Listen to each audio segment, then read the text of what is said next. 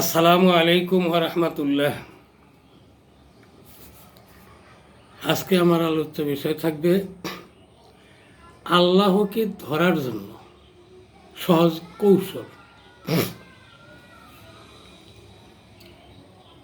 নাহমাদুহু ওয়া নুসাল্লি আলা রাসূলিহিল কারীম, আম্মা বা'দ। বিসমিল্লাহির রহমানির রহিম। ইনিল হুকমু ইল্লা লিল্লাহ। সমস্ত বাদশাহের মালিক আল্লাহ। ভাই দোস্তরা, বিষয়ভিত্তিক আমি যে একটি আয়াতের কিয়দাংশ আপনাদেরকে শোনালাম, এখান থেকে আমি প্রমাণ করতে চাই সহজে আল্লাহ তাআলাকে পাওয়ার একটা উপায় বা কৌশল। একটা যুক্তি দেই প্রথমে ভাই। যেমন ধরেন কারেন্টের তার, যারা কারেন্ট সম্পর্কে জানে তাদের কেউ না কেউ একটা মরিচিকে ধরা লোহা, ওই কারেন্টের যে তার কারেন্ট, ওই তারের সাথে ওই ময়লাযুক্ত লোহাটা টাচ করলো, রাখলো, তাহলে ওই কারেন্টে লোহাটা যখন ধরে ফেলল, এখন আমার জিজ্ঞাসা, বলুন তো, এই যে মরিচিকা ধরা লোহাটা, এইটা কি আমি আপনি বা যে কেউ ওই লোহাটা খালি হাতে স্পর্শ করতে পারবো? না, কখনোই না। কারণ এই লোহাটা কারেন্ট হয়ে গেছে। তাইলে কারেন্টে হাত দিলে তো মানুষ মরবেই, এটা স্বাভাবিক কথা। আমার যুক্তি হলো যে এই লোহাটা তারের সাথে লাগানোর সাথে সাথে কয় মিনিট বা কয় সেকেন্ড সময় লাগছে ওই লোহাটা কারেন্ট হতে, এটা অনুভব করার মাত্র, অনুভব করার বিষয় মাত্র। কয় ঘন্টা কয় সেকেন্ড বলাই যায় না। মানে লাগানো মাত্রই লোহাটা কারেন্ট হয়ে গেছে। এর কারণটা কি? মানে কারেন্টের তারের সাথে ময়লাযুক্ত একটা লোহা, ময়লাযুক্ত লোহা বলতে আমি বুঝাইতে চাই আমার শরীরে ময়লা, আমি মানুষ, আমার শরীরে ময়লা আছে, আমার শরীরে কয়লা আছে, তার মানে আমার শরীরে পাপ আছে। আমি পাপিষ্ঠ কোনো মানুষ যদি মনে করেন ওই কারেন্টের সাথে, মানে কারেন্ট বলতে কি, খাঁটি অলি, খাঁটি আল্লাহওয়ালা, এই কারেন্ট হলো কি কোরআন, এই কারেন্ট হলো কি হাদিস। আমি যদি কোরআন নামক কারেন্টের সাথে ঠিক মতো টাচ করতে পারি, কোরআনের মতে যদি আমার মত ঠিক মতো মিলিয়ে নিতে পারি, ওই লোহাটা যেরকম মুহূর্তের ভিতরে কারেন্ট হয়ে যায়, আপনিও ওই রকম কোরআনওয়ালা হয়ে যাবেন, হাদিসওয়ালা হয়ে যাবেন, আল্লাহওয়ালা হয়ে যাবেন। তাইলে আল্লাহর দেয়া কোরআনের সাথে সম্পর্ক মুহূর্তের ভিতরে যদি করতে পারি, মুহূর্তের ভিতরেই আমি আল্লাহর দর্শনও পেতে পারি।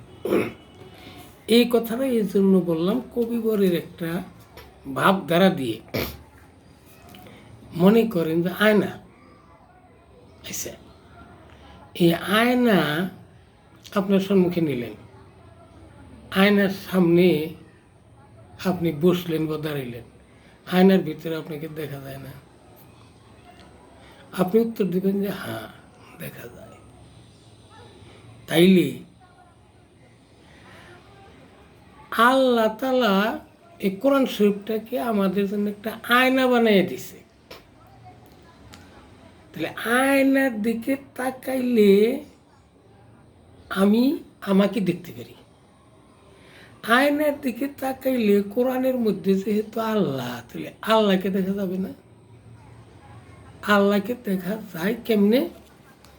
आशिकों का दिल बनाया आईना अल्लाह ने, आशिकों का दिल बनाया आईना अल्लाह ने, उसको रोशन कर दिया फिर इश्क रसूलुल्लाह ने, उसको रोशन कर दिया फिर इश्क रसूलुल्लाह ने। প্রকৃতপক্ষে আল্লাহর আশিক যারা, প্রকৃতপক্ষে আল্লাহর প্রেমিক যারা, তাদের অন্তরটা দিলটা আয়না স্বরূপ। এই আয়নার ভিতরে তাকাইলে নিজেকেও দেখা যায়, আবার এর ভিতরে ওই ইশকের কারণে আল্লাহ আল্লাহ রসুলের ইশকের কারণে আল্লাহর নূর তার ভিতরে ভেসে ওঠে। এই জন্য বলছি ইন্নামাল মুমিনুনা ইয়ানজুরুনা বিনূরিল্লাহ। আল্লাহ তাআলা যখন আমাকে নূরের চোখ দিয়েছে, দুটো চোখ দিয়েছে, এই দুটো চোখ কোরআন হাদিসের আলোকে যদি এই চোখ দুটো গঠন হয়ে থাকে, এই চোখ দিয়েই, এই নূরের চোখ দিয়েই আল্লাহ আল্লাহ রসুলের নূর আমার কলবে, আমার অন্তর নামক আয়নায় প্রস্ফুটিত হয়ে উঠবে, ভেসে উঠবে, সেটা আমি অনুভব করতে পারব, যদিও সেটা প্রকাশ্যভাবে দেখা না যায়। প্রকাশ্যভাবে দেখা যাবে না, যেহেতু আল্লাহ তাআলা বলেছেন লান তারানি, তুমি আমাকে স্বচক্ষে চর্মচক্ষে প্রকাশ্যভাবে দেখতে পারবে না। এই চর্মচক্ষে দেখা না যায়, চর্মচক্ষের কথা বাদ দিলাম ভাই, অন্তত অনুভব করা যায়। একটা যুক্তি দেই ভাই, কবিবরের ভাষায়। কবিবর যেমন মনে করেন একজন কবি কবিতা আকারে বাদশার নিজ দরবারে কবিবরদেরকে লক্ষ্য করে প্রশ্ন করলো, হে কবিবরের দলেরা, তোমরা যদি আমার এই প্রশ্নের উত্তর আমার এই কবিতার সাথে সুর মিলাইয়া, তাল মিলাইয়া, শব্দ মিলাইয়া দিতে পারো, উত্তর যদি দিতে পারো, আমার প্রশ্নের উত্তরটা যদি সঠিক মতো দিতে পারো, 1,00,000 টাকা পুরস্কার দেব। কত টাকা? 1,00,000 টাকা।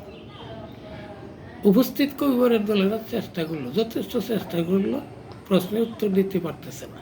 প্রশ্নটা কি?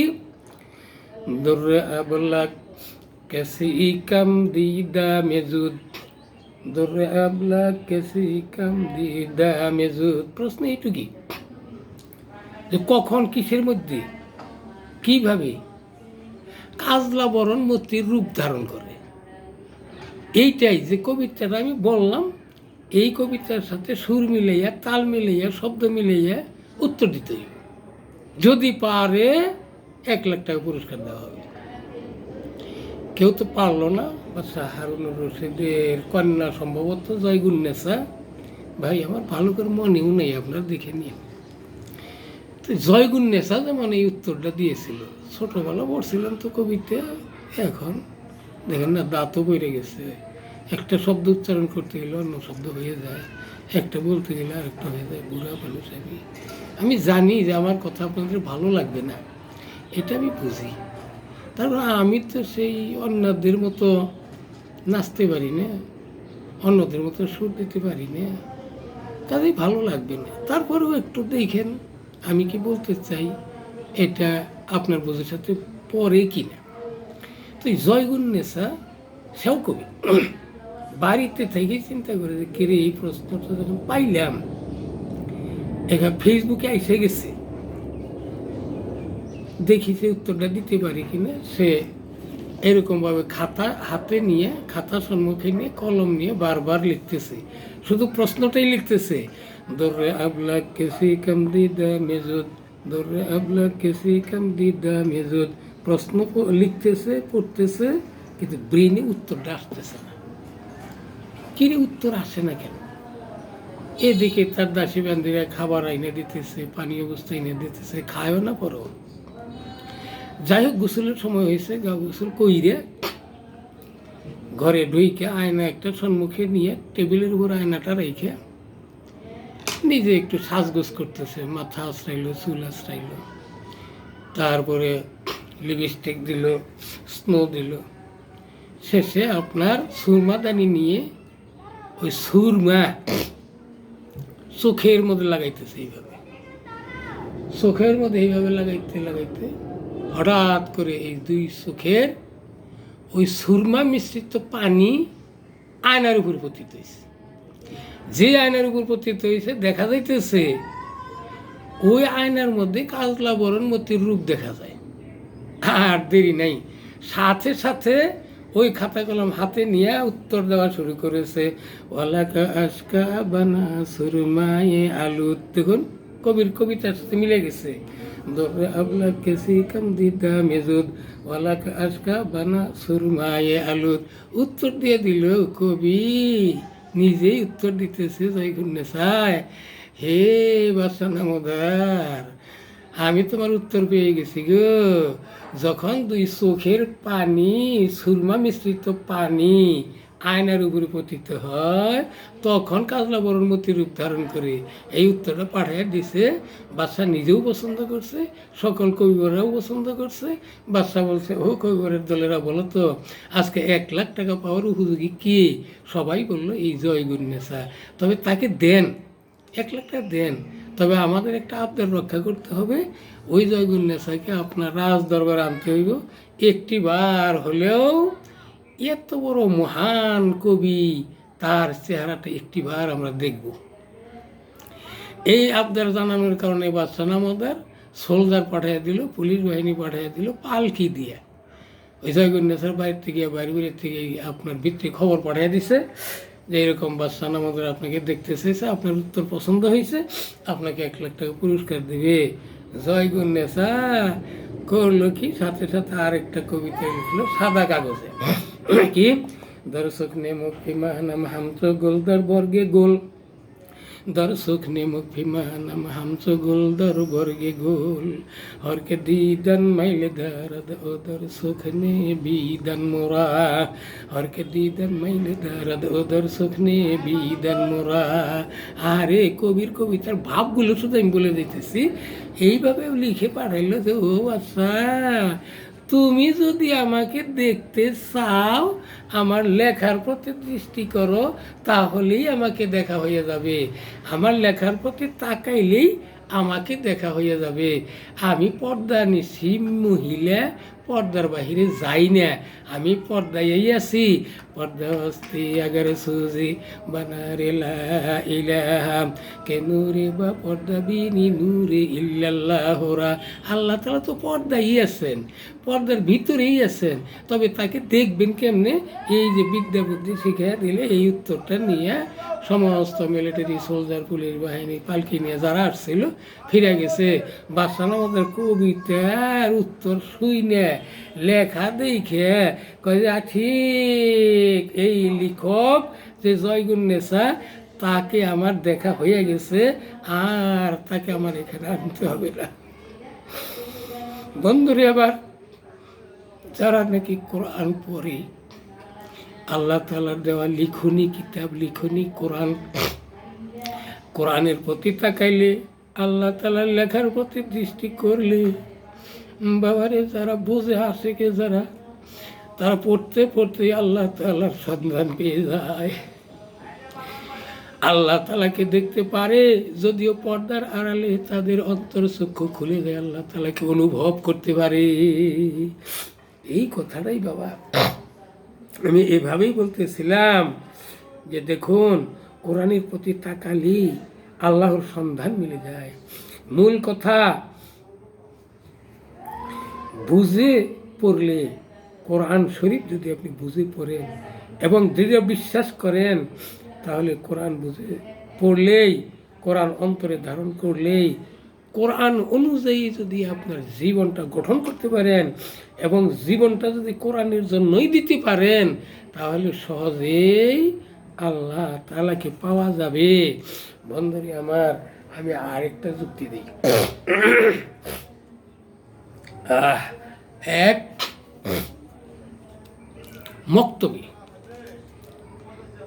মক্তবে ওই কোরআন শরীফ সিবারা আমপারা শিক্ষা দেয়, এমন একটা মক্তবে একটা গরিব মানুষের ছেলে,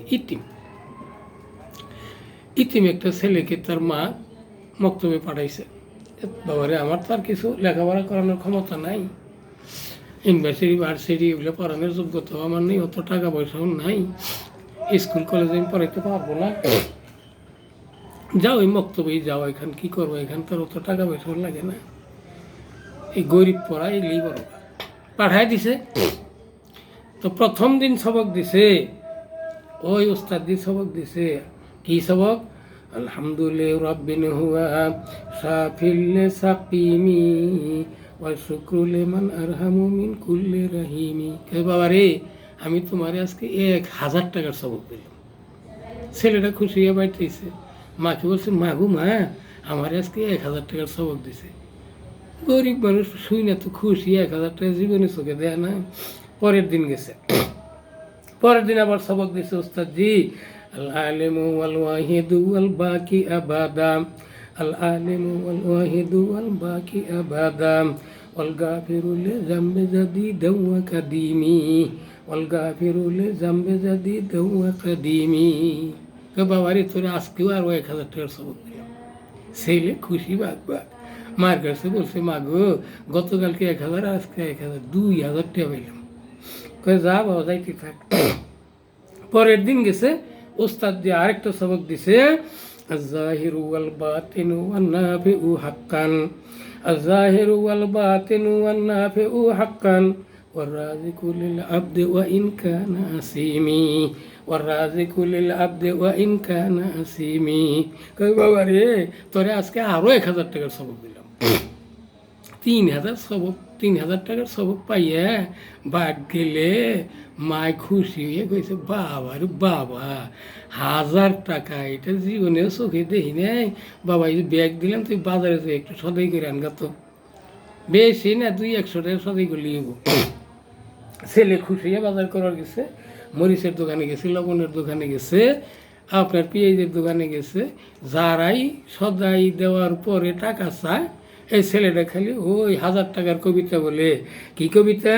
আলহামদুলিল্লাহ রাব্বিন হুয়া সাফিল্লে সাকিমি ওয়া শুকরু লিমান আরহামু মিন কুল্লি রাহিমি, আল আলিমু ওয়াল ওয়াহিদু ওয়াল বাকি আবাদা, ওয়াল গাফিরু লিযামবি জাদিদা ওয়া কাদিমি, ওয়াজ যাহিরু ওয়াল বাতিনু ওয়ান নাফিউ হাক্কান, ওয়ার রাযিকু লিল আবদি ওয়া ইন কানা আসিমি। 3টা কবিতা দিয়ে 3 দোকানে গেছে, কেউ মরিচ লবণ পেঁয়াজ কিছুই দেয় নাই, খালি হাতে ফিরে আইছে।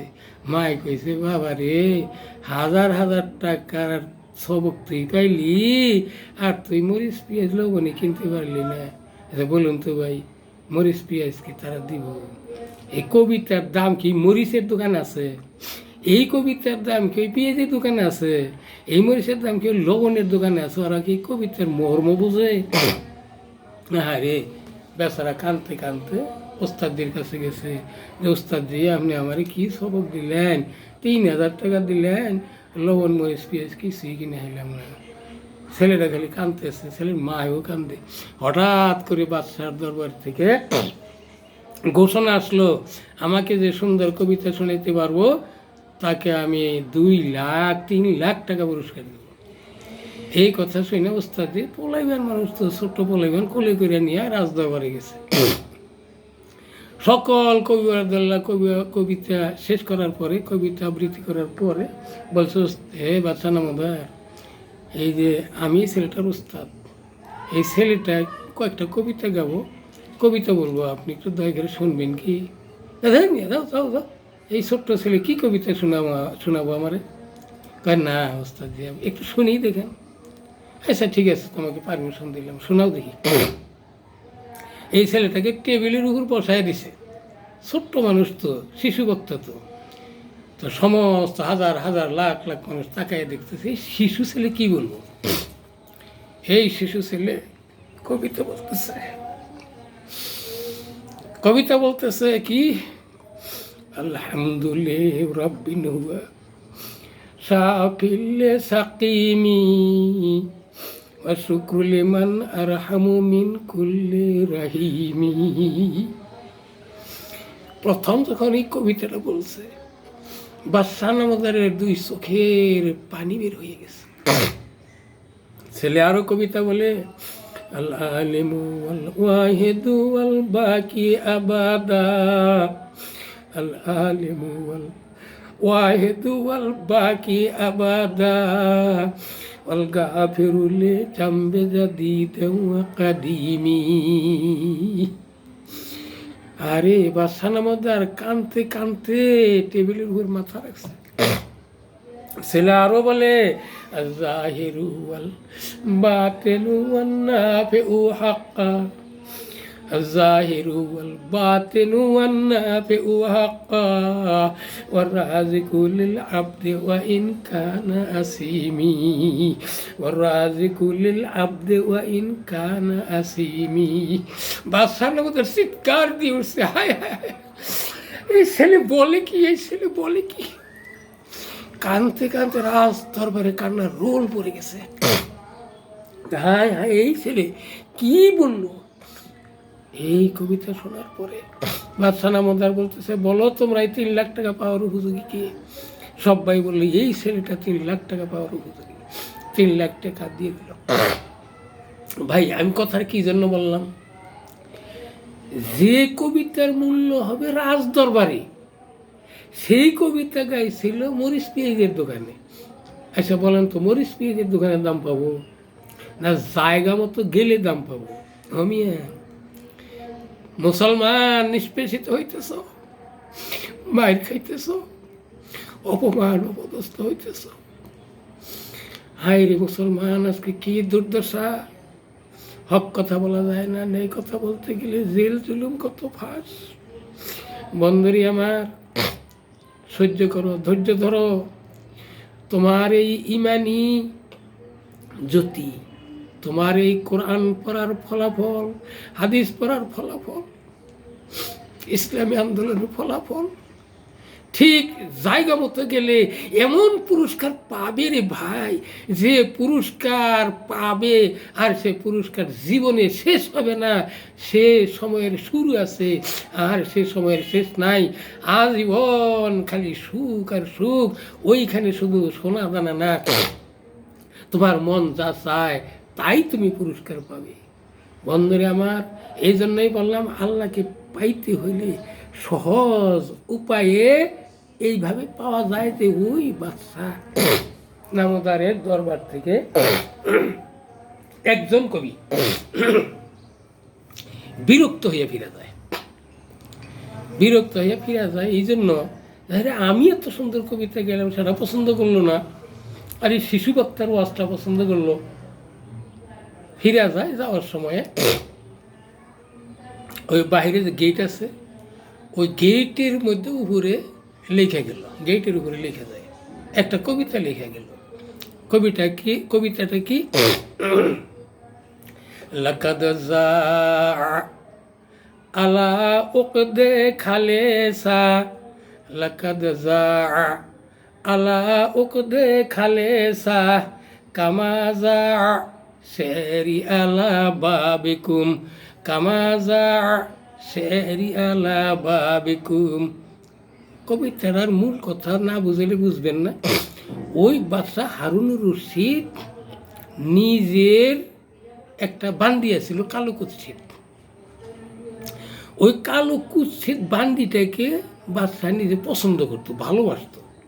বান্দিটাও খুব ভালোবাসত বাদশাকে। এটা কেউ জানতো না, এটা গোপন প্রেম ছিল। তো কেউ জানে না, এই জন্য কবি ওইখানে লেখা গেল যে ও বাদশা নামদার, আমার কবিতা যেরকম তোমার রাজ দরবারে অশোভনীয় হয়েছে, তোমার বান্দি খালেসার সাথে তোমার প্রেম করাটা ওই রকম অশোভনীয় হয়েছে।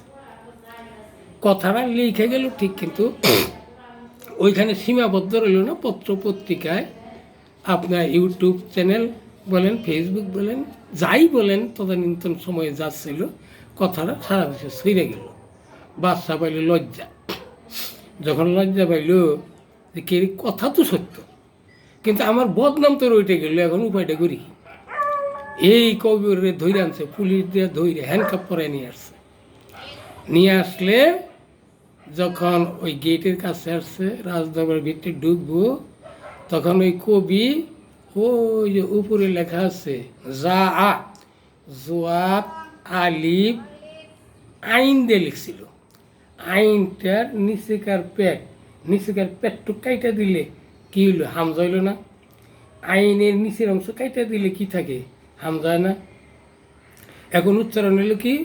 যা আ। ভাই আরবিতে কতগুলো শব্দ আছে যে শব্দগুলা এই হরকত পরিবর্তন করার কারণে যে জবরকে একটু উল্টা পাল্টা হলে মানুষ কাফের হয়ে যেতে পারে।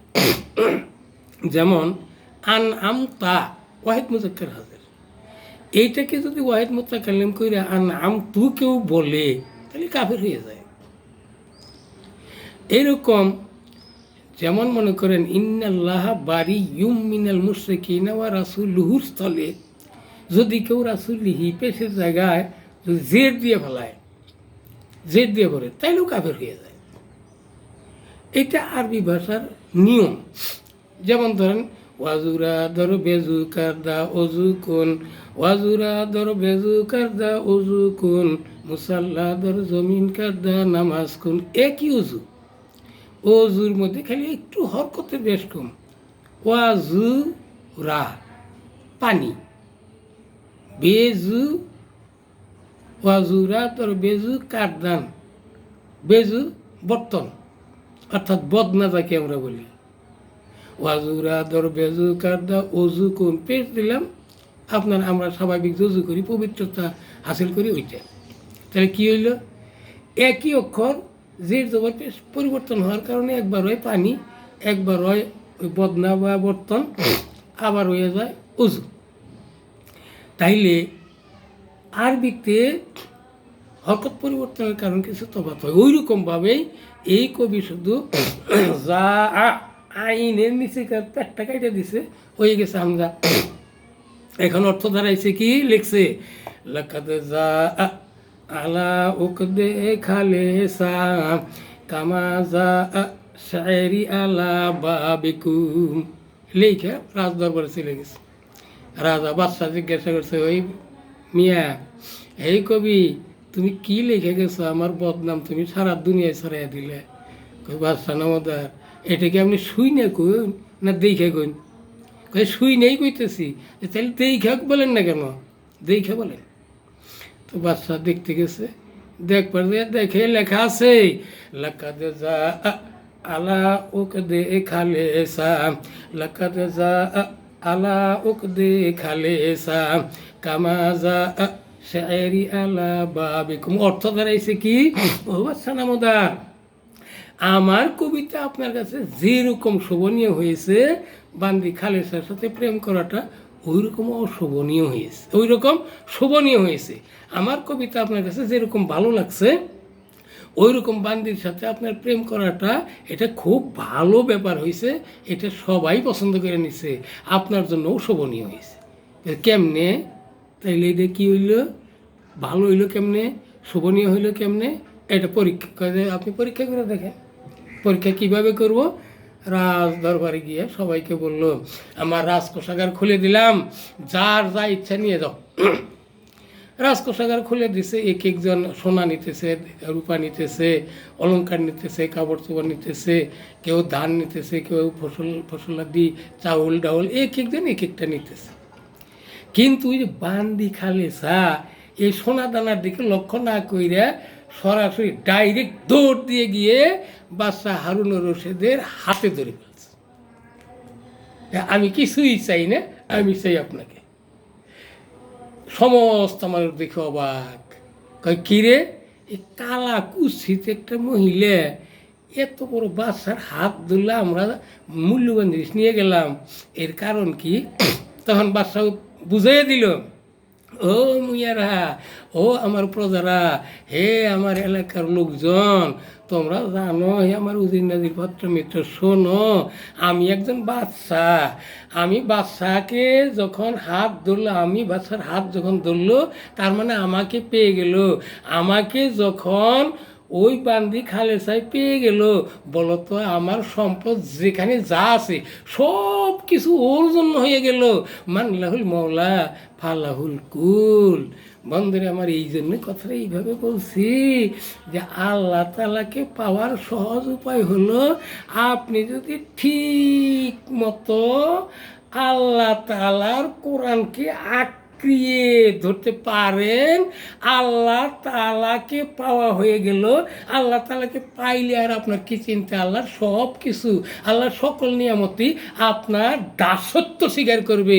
কাজেই ভাই বলেছিলাম আজকের আলোচ্য বিষয় আমার ছিল আল্লাহকে ধরার জন্য সহজ কৌশল। মানলাহুল মাওলা ফালাহুল কুল ওয়ামা আলাইনা ইল্লাল বালাগ। আসসালামু আলাইকুম ওয়া রাহমাতুল্লাহি ওয়া বারাকাতুহু।